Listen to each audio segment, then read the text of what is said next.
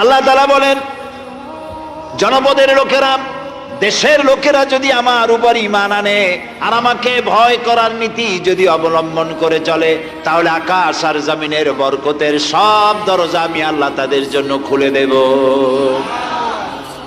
আইয়ুব খানের সময় এখানে মানুষ না খায় মরতো আশ্বিন মাসে, কার্তিক মাসে। তারপরে ইরি ধানের চাষ হইলো, এ কথা ঠিক কিনা?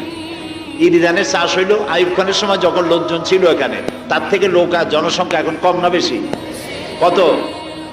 বহু, জনমের মতো বেশি হয়েছে। এখন জমিন ফসল আগের চাইতে কম না দেয়, কম দেয় না বেশি দেয়?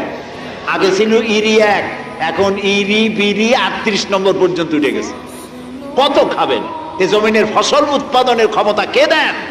আল্লাহ রাব্বুল আলামিন দেন। সুতরাং আল্লাহ হচ্ছেন রিস্কের মালিক, তিনি খেতে দিবেন, পড়তে দিবেন, সবটার মালিকানা তিনি নিয়েছেন। আমাকে দায়িত্ব দেওয়া হচ্ছে, আমাদেরকে বলা হয়েছে আমার আইন মেনে চলো। আল্লাহর আইন মানার মধ্যেই শান্তি। এই আইন যদি অমান্য করি তাহলে অশান্তি হবে। সে আইন শুধু মসজিদে না, সে আইন হবে পার্লামেন্টে, সে আইন হবে আদালতে, সে আইন হবে কোর্টে, কাছারিতে, শিক্ষাঙ্গনে, সব জায়গায় আইন চলবে। কার? চিল্লায় বলেন তো কার? আরো জোরে বলুন।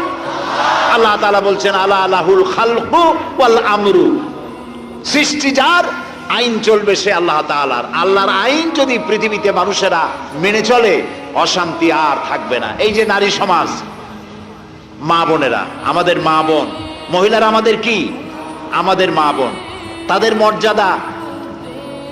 তাদের মর্যাদা অনেকেই রক্ষা করে না। পুরুষেরা তাদের মনে রাখতে হবে, আমাদের পায়ের তলে হলো জুতা আর স্যান্ডেল।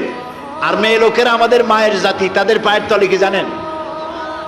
মাশাআল্লাহ, তাদের পায়ের তলে আল্লাহ জান্নাত রেখেছেন।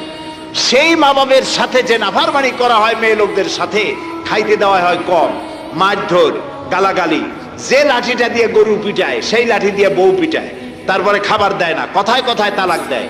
আল্লাহর আইন অমান্য হবে যেখানে, অশান্তি হবে সেখানে।